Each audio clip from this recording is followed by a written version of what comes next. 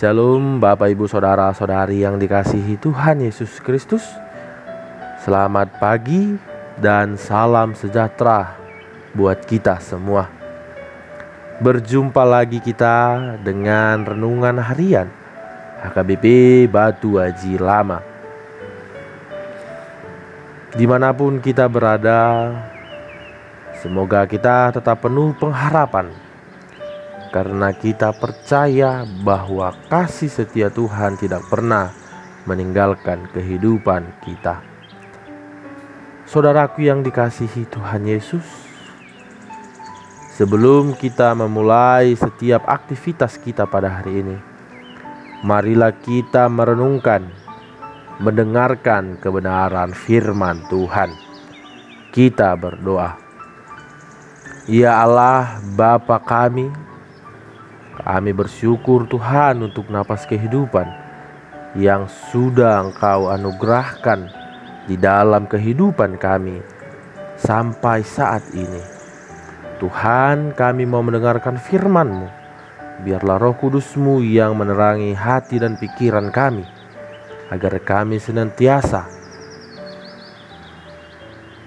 mendengar dan boleh menerima firman-Mu dengan sukacita, dan kami juga dimampukan untuk menjadi pelaku firman-Mu yang baik di dalam kehidupan kami. Berkatilah kami Tuhan di dalam setiap aktivitas kami di sepanjang hari ini. Kiranya tangan penyertaan Tuhanlah yang menyertai setiap langkah-langkah kami. Terima kasih Tuhan, kami siap mendengarkan kebenaran firman-Mu. Berfirmanlah Engkau. Amin. Bapak Ibu Saudara-saudara yang terkasih, firman Tuhan, kebenaran firman Tuhan yang menyapa kita pada pagi hari ini diambil di dalam Injil Markus, pasalnya yang kedua, ayat ke-27. Injil Markus pasal kedua ayat ke-27. Demikianlah bunyi firman Tuhan. Dungi di dogma tunasida alani jolmaido ubain na diatur hon hari sabat, dang alani hari sabat ubain na ditoppa jolmai. Di dalam bahasa Indonesia dikatakan, lalu kata Yesus kepada mereka, hari Sabat diadakan untuk manusia, dan bukan untuk manusia hari Sabat. Demikianlah pembacaan firman Tuhan. Bapak Ibu yang terkasih di dalam Tuhan, kebahagiaan merupakan tujuan dan pengejaran utama bagi banyak orang di dalam hidupnya sampai saat ini. Semua manusia mencari kebahagiaan, tidak ada pengecualian. Apapun sarana yang berbeda yang mereka gunakan, mereka semua sedang mencari satu hal yang sama, yaitu kebahagiaan. Penyebab sebagai manusia pergi berperang dan sebagian yang lain menghindari perperangan adalah keinginan yang sama akan kebahagiaan. Dari sudut pandang yang berbeda, kehendak utama dari hati manusia yaitu mencari kebahagiaan. Inilah yang menjadi motif dari setiap tindakan, bahkan menjadi motif dari mereka juga yang sampai melenyapkan diri mereka sendiri atau yang sampai bunuh diri. Bapak Ibu Saudara-saudaraku yang terkasih, kebahagiaan diartikan secara berbeda oleh setiap orang. Ada yang memahaminya sebagai hidup yang sukses, berhasil, dan signifikan. Hidup yang kaya, berprestasi, dan berpencapaian. Akibatnya apa? Seluruh hidup, tenaga, waktu, konsentrasi dipakai untuk bekerja lebih keras, berusaha untuk lebih banyak, dan tidur lebih sedikit hanya untuk menghasilkan yang lebih banyak. Ada juga yang memahami, memaknai, merefleksikannya sebagai hidup yang dicintai, hidup yang dihargai, hidup yang diterima dan populer. Akibatnya semua usaha yang dipakai adalah untuk mendapatkan cinta, mendapatkan penghargaan, membangun nilai diri berdasarkan caranya sendiri. Dia tahu dia tidak punya pacar, tidak tahan kalau tidak pacaran, takut ditolak ketika ingin menyatakan perasaannya, takut dikritik, selalu hanya menampilkan sisi yang terbaik dari dirinya dan tidak lagi menjadi otentik. Ada juga yang memahaminya sebagai hidup yang bermakna bersumbangsi, dan ada juga yang memaknainya sebagai hidup yang dapat dinikmati, sehat, bisa makan, minum, main, jalan sepuasnya dalam hidupnya yang hanya satu kali. Akibatnya kerja keras, overtime, yang tujuannya hanya untuk bisa makan, minum, dan jalan dengan sepuasnya. Bapak, Ibu, saudara-saudari yang terkasih, pengejaran kebahagiaan karena itulah seringkali merupakan sebuah pengejaran yang sangat melelahkan. Namun yang menjadi pertanyaannya adalah mengapa manusia mengejar kebahagiaan? Pengejaran mati-matian terhadap kebahagiaan sesungguhnya itu merupakan sebuah ekspresi pencarian manusia karena kejatuhan ke dalam dosa.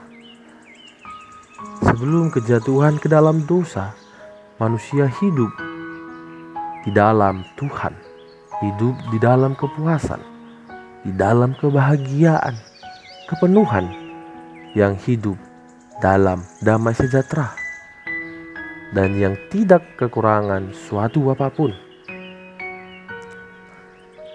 Karena kejatuhan inilah yang menyebabkan hilangnya kebahagiaan dan menyisakan satu lubang besar dalam diri manusia. Pengejaran akan kebahagiaan dalam berbagai versi adalah usaha manusia untuk menutupi, untuk menambal, untuk mengisi lubang yang hilang itu dengan cara mereka sendiri. Apakah pengejaran mati-matian akan kebahagiaan itu akan berhasil mengembalikan damai sejahtera yang hilang itu? Alkitab mengajarkan bahwa yang hilang itu tidak akan pernah didapatkan dengan usaha manusia. Semua versi kebahagiaan yang diusahakan sendiri oleh manusia terlepas dari Allah hanya akan memberikan kebahagiaan yang sementara dan tidak akan pernah benar-benar memberikan damai sejahtera. Bapak, Ibu, saudara-saudara yang terkasih, inilah yang dinyatakan oleh Yesus di dalam nats renungan yang kita baca tadi. Yesus sedang berbicara mengenai hari Sabat. Hari Sabat berkali-kali menjadi fokus dan lokus serangan kaum Farisi dan ahli Taurat kepada Tuhan Yesus dan para murid-muridnya. Ketika Tuhan Yesus menyembuhkan orang mati, yang mati tangannya sebelah, maka peristiwa itu memicu pula konflik dengan kaum Farisi. Ada pemahaman dan tafsiran yang berbeda antara kaum Farisi dan ahli Taurat dengan Tuhan Yesus. Harus dimengerti bahwa Tuhan Allah yang memberi hukum hari Sabat seperti dapat dibaca di Keluaran 20 ayat 8. Ingatlah dan kuduskanlah hari Sabat. Kaum Farisi dan ahli Taurat memberi suatu penafsiran dengan menjabarkan menjadi terlalu banyak aturan apa yang boleh dan apa yang tidak boleh dilakukan pada hari Sabat. Sekarang di sini berdiri Tuhan Yesus yang adalah Allah pemberi hukum Sabat di perjanjian lama. Yang benar dan yang sudah seharusnya Tuhan Yesus pemberi hukum Sabat. Maka dia juga yang paling berhak menafsirkan hukum Sabat. Masalahnya, kaum Farisi tidak mengaku Yesus sebagai Mesias dan otoritas yang datang dari Allah. Tuhan Yesus bertanya, untuk siapa hari Sabat diadakan? Dia juga menjelaskan hari Sabat diadakan untuk manusia dan bukan manusia untuk hari Sabat. Hal ini tidak kita dapati Bapak Ibu dalam Injil Matius.